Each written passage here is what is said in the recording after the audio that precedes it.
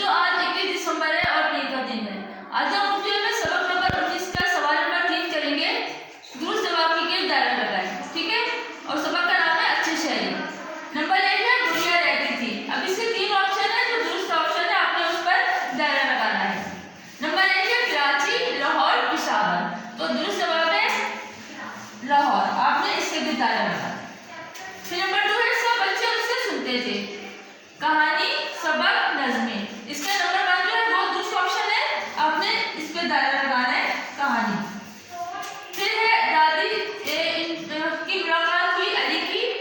Number है खाला, चच्ची, अम्मी। तो नंबर 3 इसका दूसरा जवाब है, इस पे आपने अम्मी पे दायरा लगाना। फिर है घर के बाहर ढेर लगा है। नंबर 1 सब्जी का, कूड़े का, कपड़ों का। तो दुरुस्त ऑप्शन है कूड़े का, आपने कूड़े के भी दायरा लगाना। फिर है नंबर 5 हम सबको अली की करनी चाहिए।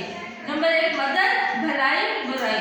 तो दुरुस्त जवाब है मदद, तो आपने मदद की भी दायरा लगाना। फिर नंबर 6 है हम सब अच्छे हैं। इसके ऑप्शन है बच्चे, बड़े, शहरी। आपने नंबर 3 पे दायरा लगाना है, शहरी। फिर है सब बच्चे लेकर आए खाना, झाड़ू, बर्तन। ये नंबर 2 दुरुस्त ऑप्शन है, तो आपने झाड़ू की दायरा लगाना है।